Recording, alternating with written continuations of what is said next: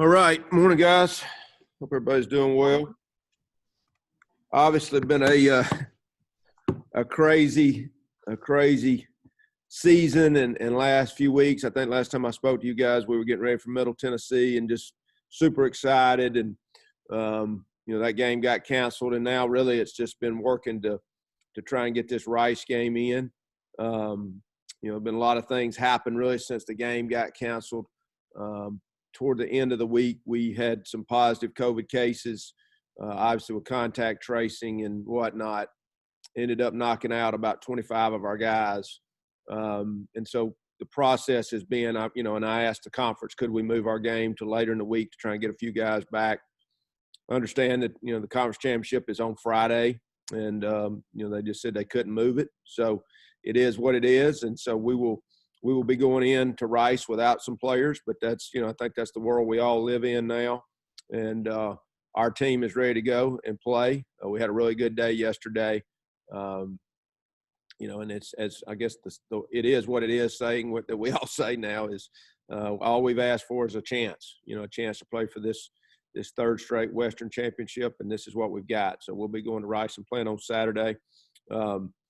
Rice, speaking of Coach Bloomgren and what they've done, I mean, obviously we said this last year, that they were getting better, every week, every year they're getting better. They're very well coached. A lot of when you think of throwback offensively, when you see a huddle, you see of a fullback in there. Offensively, if we go back to the Marshall game, man, what a great job they did on all phases, in all phases, special teams, offense, defense. I'd say their defense is probably as good as we've seen. They play really hard. They're good tacklers, play a lot of man coverage, look a lot like us, but they're good. Obviously, probably one of the biggest wins in their program's history last week. So I know they're trying to get this next win against us to have a winning season. So I know that's probably a big deal to them. So we're expecting a super tough game, but excited about the opportunity. Questions? Coach, you and Coach Bloomgren go back a long time. You have known each other for 20 some odd years. I imagine you've spoke to him since that game. What was it like being able to talk to him? Congratulate him on that big win. What's it going to be like being able to come out and face a team that's coming off such a big win, especially considering that you'll have only a certain number of available players? Yeah, so first on them, we traded a lot of phone calls.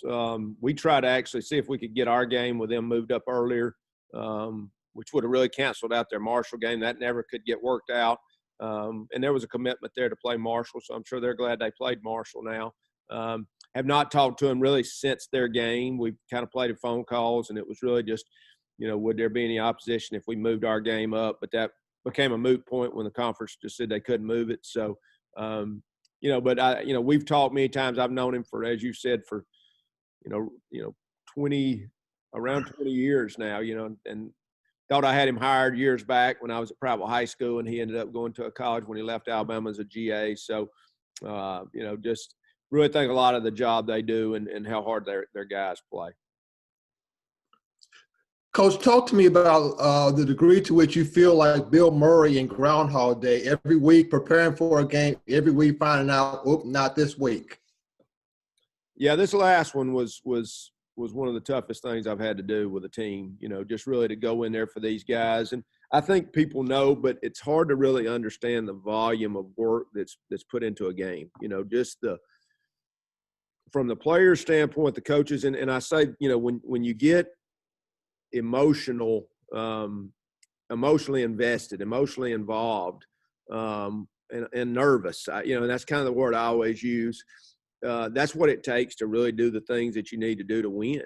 And so you get all this emotional involvement, the volume of hours, the 6 a.m., you get there, you leave at midnight, the work, all those things. And we had this really for every game probably except El Paso.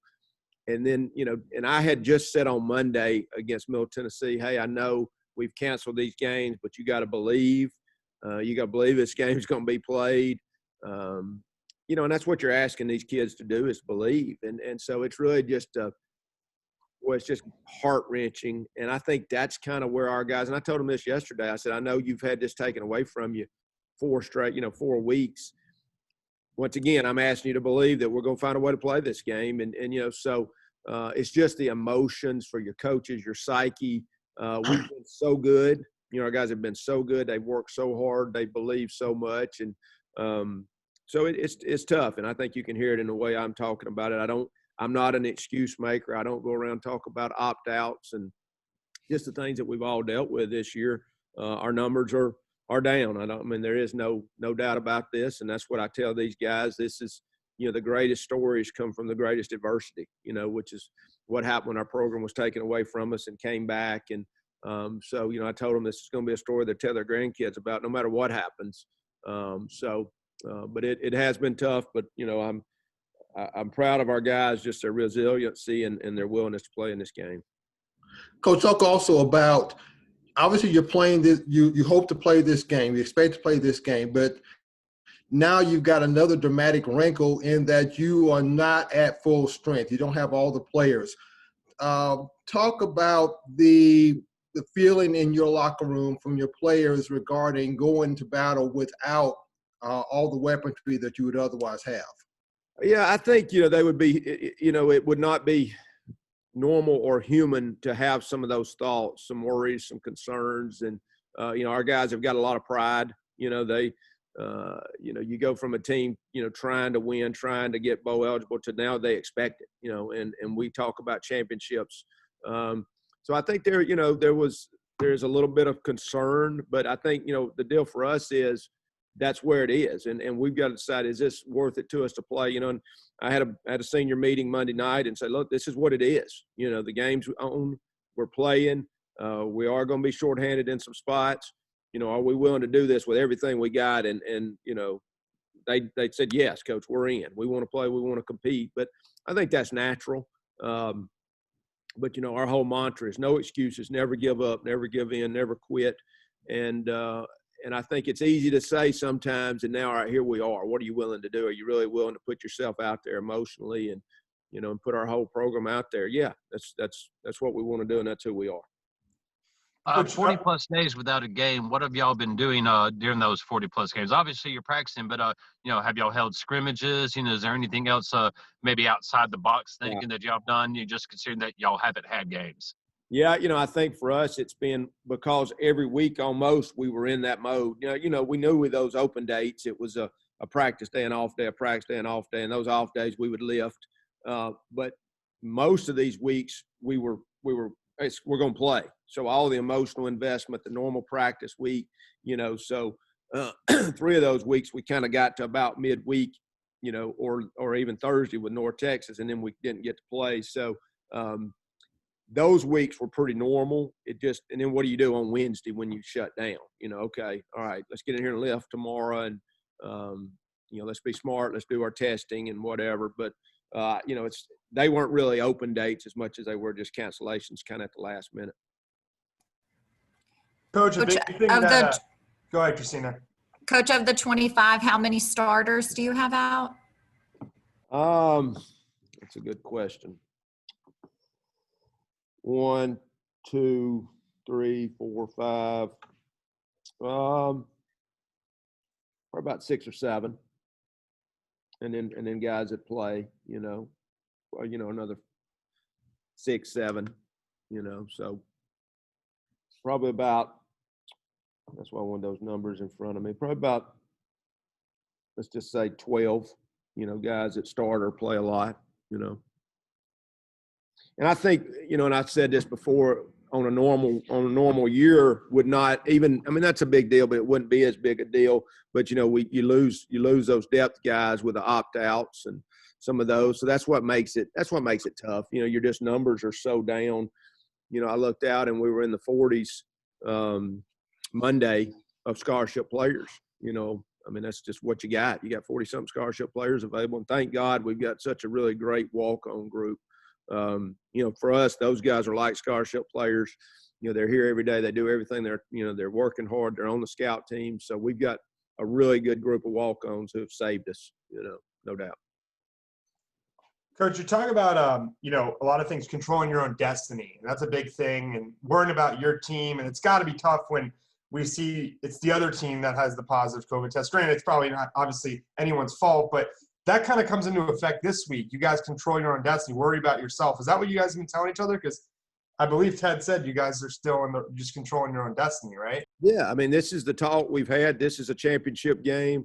You know, Middle would have been a championship game. Southern Miss would have been a championship game. Even North Texas. I mean, you know, we got to have another game to have the opportunity. So this is a championship game for us. You know, there is no backstop though. There's no, you know, because the next week is the championship game. So we got to get this game in. We got to play it. Like I said, Rice has got all these things to play for as well. So we're not taking anything for granted, but we do just want the opportunity.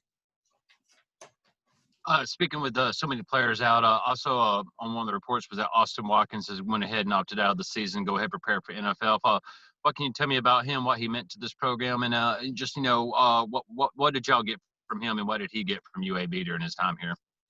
Yeah, and I won't mince words. I was very disappointed that we couldn't finish up with just a few weeks left. But with that said, what a great job he did for us. I mean, just to see him grow, as a player and as a person who came and worked hard for us, who trained, who competed. So, just hopeful for his opportunities as he moves forward. I know he's going to get those, and wish him nothing but the best. Hey, Bill, I may be stepping into the territory of asking one too many questions here, but in terms of position groups, what position group has been affected by the absences here? For us, our running back room and our secondary again. That's the two biggest hits right now. So we're, but as everybody says, it's next man up, and we'll have a goal to win this game for these guys. And we should have all those guys back. We'll have a big group back. We would have had a group back Sunday. We would have had a bigger group Monday. So we'll have those guys back. If we can, somehow find a way to win this game and get to the championship game, we'll get them back next week. Obviously, we got to continue with good test results. I will say we've had the last two tests we've been good on. So hopefully we can keep that going.